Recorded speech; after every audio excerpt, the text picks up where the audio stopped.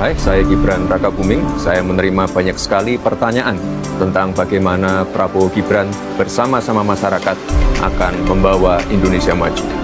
Akhirnya, saya putuskan untuk membuat video ini dan menjawab beberapa pertanyaan yang sangat menarik. Seperti Mas Rasid bertanya, apa saja program-program yang sudah ada sekarang dan akan dilanjutkan Prabowo Gibran? Gini, semua program-program yang sudah ada sekarang seperti Kartu Indonesia Sehat, Kartu Indonesia Pintar, Kartu Prakerja, Program Keluarga Harapan, KUR akan terus kami lanjutkan dan kami sempurnakan. Bahkan, kita juga akan membuat beberapa program unggulan yang lain.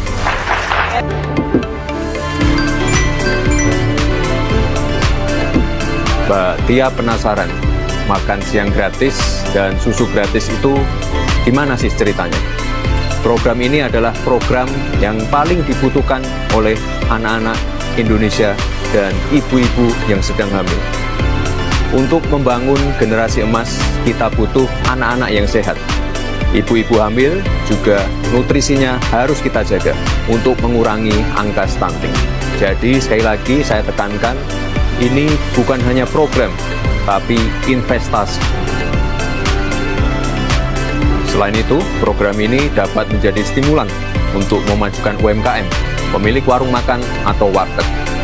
Kesejahteraan mereka membaik, roda ekonomi berputar, dan tentunya gizi anak-anak dan ibu hamil lebih terjamin.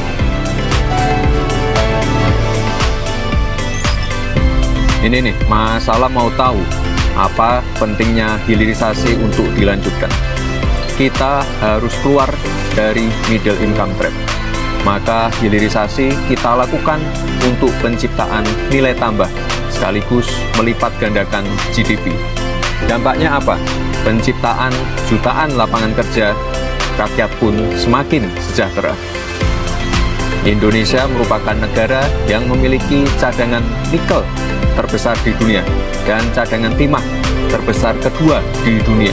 Kita akan hilirisasi kekayaan tersebut mulai dari kekayaan mineral, perikanan, kelautan, pertanian, sampai ke hilirisasi digital. Mas Andi juga tanya, kalau hilirisasi digital itu bagaimana? Bukan saja hanya kekayaan alam, pasar ekonomi digital kita sangat berpotensi untuk dihilirisasi karena merupakan salah satu yang terbesar di dunia. Sehingga dampak dari kemajuan teknologi dapat langsung dirasakan manfaatnya untuk masyarakat Indonesia.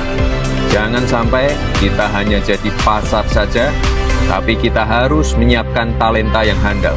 Sampai dengan teknologi, dari infrastruktur, sampai dengan produk digitalnya.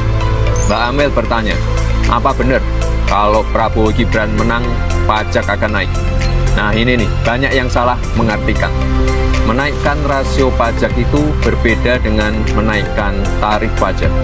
Lalu bagaimana cara kita menaikkan rasio pajak? Tentunya dengan meningkatkan ekspor, hilirisasi, transisi energi hijau, mengurangi impor minyak, meningkatkan produktivitas dalam negeri, dan juga swasembada pangan. Menaikkan rasio pajak berarti meningkatkan penerimaan negara. Maka ke depan perlu dibentuk Badan Penerimaan Negara yang ada di bawah komando langsung dari Presiden. Sehingga ke depan Dirjen Pajak dan Bea Cukai kita jadikan satu. Maka dalam hal ini Badan Penerimaan Negara hanya fokus pada penerimaan negara saja, tidak lagi fokus pada pengeluaran. Semoga terjawab ya. Mbak Rani bertanya, IKN gimana Mas? Pemerataan pembangunan itu wajib. Pembangunan tidak boleh lagi Jawa sentris. Saat ini investasi di luar Jawa sudah meningkat mencapai 53%. Dengan adanya pembangunan yang berkelanjutan di IKN akan membuka titik pertumbuhan ekonomi baru, meningkatkan akses dan konektivitas, serta membuka lapangan kerja. IKN ini bukan sekedar membangun gedung pemerintahan, tapi merupakan cikal bakal pemerataan pembangunan Indonesia.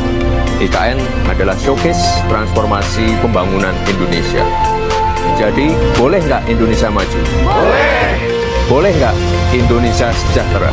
Boleh! Boleh nggak Indonesia bahagia? Boleh! Boleh nggak Prabowo Gibran? Boleh dong! Prabowo Gibran